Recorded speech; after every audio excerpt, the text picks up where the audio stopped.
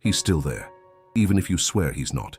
Even if your eyes have gotten used to the emptiness that lingered after he stopped responding, after the words disappeared, after that constant, intense, vibrant presence fell silent.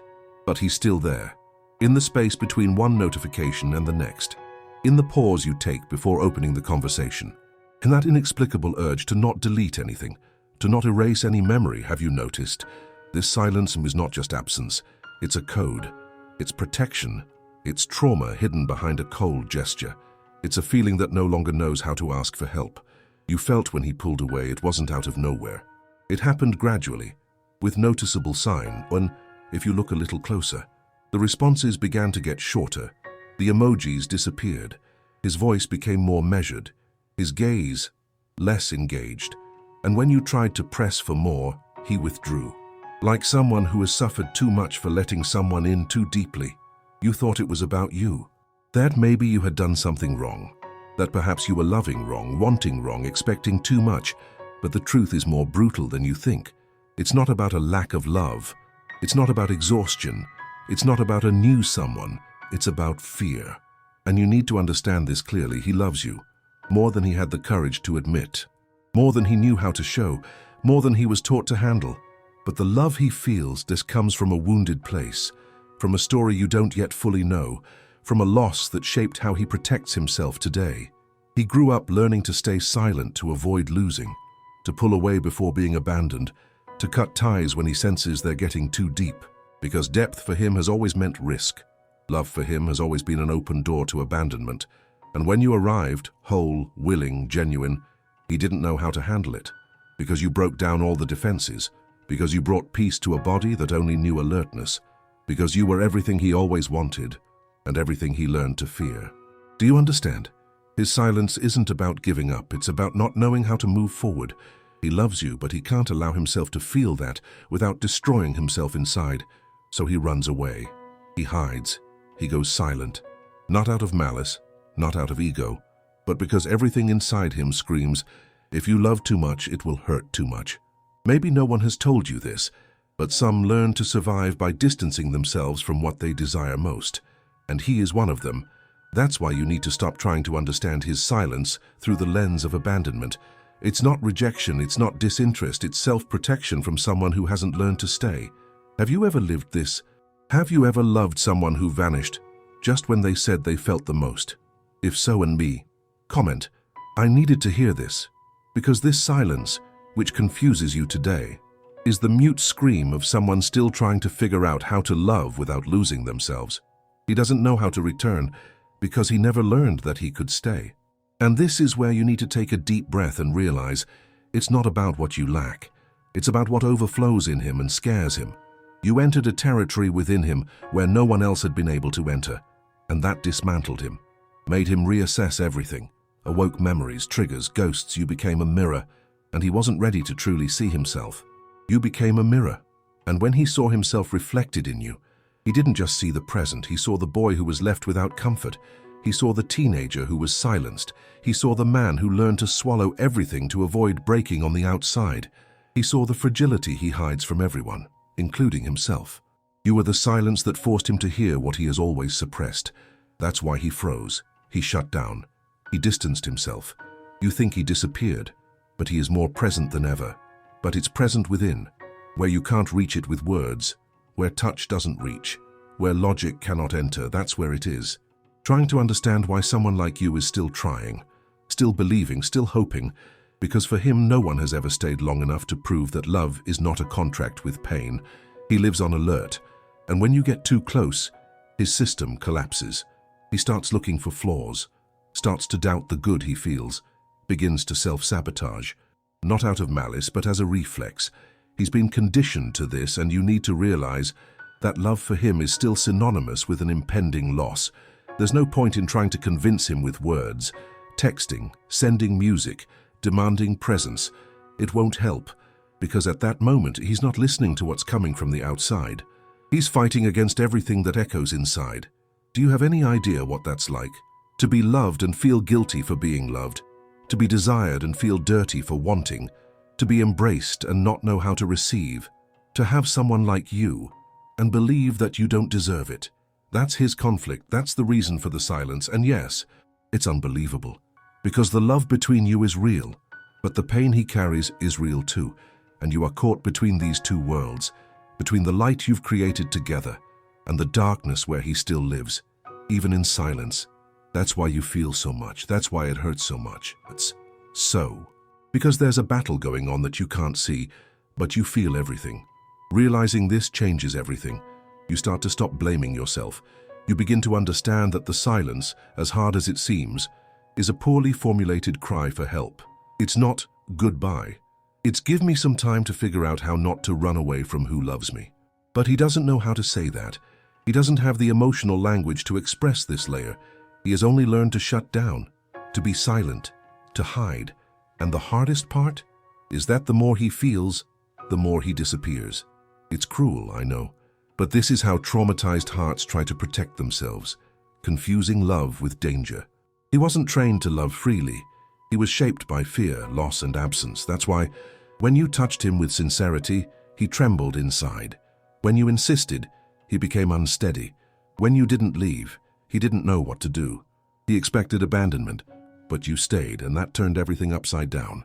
It unsettled his certainties about the world, about himself, about love, because deep down he wanted to be loved, but he didn't believe it was possible to feel safe doing so. And now, you are here, suffering in silence, suffering in absence, suffering with doubt, but you still feel, you still know, you still notice. Because there is something the mind can't erase, what the heart has already recognized. And you recognized something in him that no one offered you before, a connection that doesn't need proof, just courage, a presence that remained, even when he withdrew. You are loving someone who never had the time to heal, someone who doesn't yet know how it feels to be safe while being vulnerable, someone who still blames themselves for having feelings, someone who was taught to give up before trying, but you saw in him what no one else wanted to see, and that makes you a portal, an invitation, a chance, not to force a return, not to demand presence, but to be true even when the other still doesn't know how to handle their own truth. Sometimes loving is also knowing how to give space without emotionally withdrawing. It's not stopping yourself from feeling, even if the other doesn't know how to feel with you. It's holding on to the certainty in your heart that sometimes silence is just a pause on the path, not the end of the road. And if he reaches out to you one day, you won't hear a sorry. You will hear an "I needed to understand what you already knew." If you've been through this, comment below. It was silence, but it wasn't the end. Because that's exactly what you're experiencing now. A chapter without sound, but not without meaning. He is digesting everything he experienced with you. He is reorganizing his own chaos. He is trying not to lose touch with what he really felt. And yes, it may take time, it may hurt, it may seem definitive, but perception changes everything. When you realize that the other person stepped back to avoid hurting you, you stop seeing the silence as abandonment, and you start to see it as a process. Don't romanticize it, don't idealize it, but also don't close the door to your soul. You take care of yourself, but you remain accessible. You protect yourself, but you don't harden. You feel, but you don't drown. Because the truth is that, even in silence, he hears you. Even when he's far away, he feels you. Even when he's quiet, he is trying to find a way to return that doesn't repeat the pain of the past. And you are a living reminder that love doesn't need to shout to exist, that presence isn't always physical, and that some bonds remain even when fingers let go. He will understand. He will realize when the noise of the world fades away, when his mind can no longer fight against what his heart has already decided, when he stops running and finally allows himself to feel. In that moment, you won't need words anymore. He will look at you and will know you were never the problem. You were home. He was the one who was still running from the house. Running from something that, for the first time, didn't represent danger. Running from someone who just wanted to stay. Running from a love that demanded nothing, only offered. And that is precisely what scares someone who has spent their life defending themselves. The unexpected nature of being embraced. Because he wasn't prepared for this.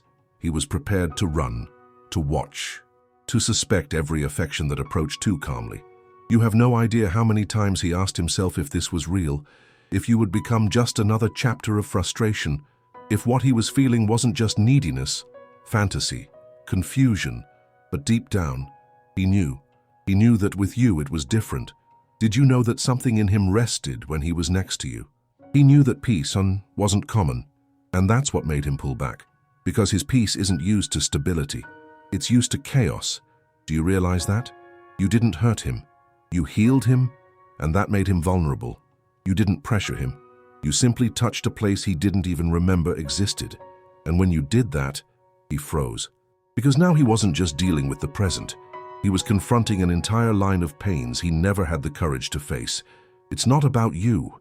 It's about everything that came before. Everything he needed to silence. Everything he buried alive inside of him. You just turned on the light in an old room, and what he saw inside was too much. Too much for a heart that has survived abandonments disguised as promises. Too much for someone who got used to sleeping with their soul on guard. Too much for someone who thought they had already buried it all. He didn't want to feel all of this. He just wanted to live in the now, but you weren't the now, you were the finally. But you were what he waited for without knowing he was waiting. And that requires structure, emotional maturity, true surrender, things he is still trying to build. That's why he disappeared, because it became too big inside, and he could no longer pretend it wasn't real. Some people disappear not out of cowardice, but because they don't know how to keep feeling without falling apart. And yes, it's unfair to you. For everything you gave, for everything you held on to, for everything you deserved in return. But love doesn't always happen when both souls are ready. Sometimes one arrives whole, and the other is still struggling with the shards. You arrived whole. He is still looking for his pieces, and even so you stayed. You remained in the silent wait. You lingered in the memory he can't delete. You persisted in the words he still rereads, even if he doesn't respond. It stayed in the dreams that he can no longer dream of anyone else, because true love has this absurd quality of being perceivable even when it's invisible. You didn't leave. You took root. And he's still trying to understand how to live with someone like that. Someone who doesn't demand but feels. Someone who doesn't suffocate but remains. Someone who doesn't beg but loves with firmness. This shakes everything he has always believed, because he only knew relationships of struggle, of competition, of mutual need. And then you showed up, with a clear presence, with love that doesn't demand, with silence that embraces. And it was too much. You were too much for a world he was still trying to survive in. That's why he's living this conflict now. His body wants distance, but his soul wants to return. His mind tries to forget, but his heart reminds him of you every day. His fears scream run, but his essence has already surrendered to you. It's this war that's happening while you feel a lack of answers, while you open and close the conversation, while you replay old dialogues, while you daydream about that reunion that still has no date, but already has meaning. You miss him, but more than that, you miss who he was when he was with you. Because there, he showed himself entirely. He allowed himself to be. You saw a side of him that even the closest ones don't know. You saw the man behind the defenses. You saw the boy who still hoped to be chosen, and that doesn't fade away. Not for him. Even if he is distant, he remembers. Even if he is silent, he listens. Because some things don't disappear. They just rearrange over time. He will realize that love wasn't the problem, that the intensity he felt with you wasn't a sign of danger. It was a sign of healing, that what he experienced wasn't an illusion. It was the beginning of a reunion with himself. And when he realizes this, he will understand that silence was never distance. It was just the time needed to understand the value of what you all created together. If this is tearing you apart inside, comment, "I'm waiting with a living heart." Because you are waiting, yes, but it's not a blind wait. It's a conscious wait. It's the wait of someone who knows what they have lived, of someone who has noticed what no one else saw. You saw him, and that is rare, intolerably rare. He knows, he feels, and so even if he is silent, he hasn't forgotten you, nor could he. You have become the memory that calms and terrifies. You have become the name he avoids saying, but thinks about all the time. You have become the place where he recognized himself for the first time without shame. You were healing before he knew he was sick. You were love before he understood what it meant to be loved. You were a choice before he knew he deserved to be chosen. And now Now he will have to deal with the absence of the only thing that made him feel whole. And you need to keep being who you are, even if he hasn't come back yet, even if he never says what he feels, even if time passes in silence. Because you don't love to trap. You love to remind the other that it's possible to stay, and those who love like this are impossible to forget. If this spoke to your soul, the next video will reach you even more. Click here and stay with me. There's something you need to realize.